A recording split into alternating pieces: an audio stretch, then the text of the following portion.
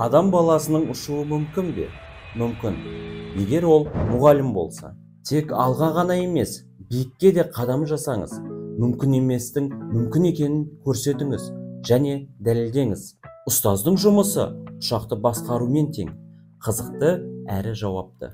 Мұны менен артық білетін адам болмас. Өйткені мен Астана Профи қалалық шаруашылық колледжін тамамдап, Air Астана әуе компаниясында жұмыс істеп, тәжірибе жинадым. Сол тәжірибемен қазіргі таңда колледж қабырғасында арнайы пәндер оқытушысы ретінде студенттермен бөліскелі жатырмын. Біздің студенттер цифрлық дәуірдің жастары. Нетландияда адасқан балалар сияқты. Ерекше виртуалды әлемде болу өте қызықты. Жарқын мүмкіндіктердің артында қауіптер көрінбейді. Және бұл әлемде ересектер де жоқ.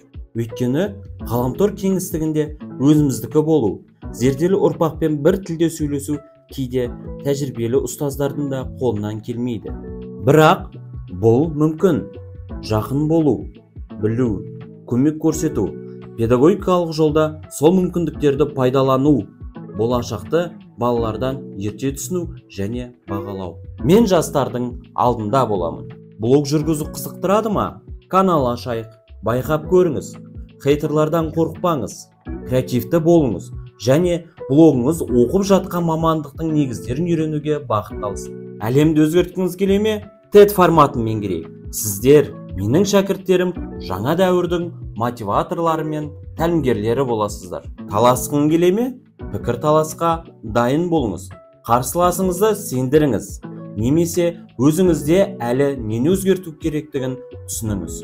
Мен жоққа шығару мақсатында емес, жаңа бағыттарға ашық болуды жақтаймын. Полилог, подкаст, тікелей эфирдегі лайк үшін емес, ата-аналарға көмектесу үшін. Пікірлер, сұрақтар, жауаптар.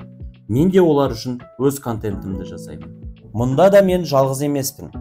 Медиа кеңістікті пайдалана отырып, оқытуды Астана Профи колледжінің басшылығы мен әкімшілігі толығымен қолдайды. Біз бір толқындамыз. Бір секунд жел бағытын өзгертеді. Біз тез және дәл әрекет етуіміз керек. Онлайн, қолданбалы платформалар сериясы, әлеуметтік желіде болсын, тақтада болсын, негізгі технология мұғалімнің өзі. Ұшулар, ұшақтар, басқару. Бұл қаншалықты қызық? Аудио-12 тобы, мүмкін бұл тақырыпты талқылаймыз. Постты оқыңыз, пікір қалдырыңыз, сұрақтарыңызды қойыңыз. Автоматтандыру және басқару сабағында жалғастырамыз.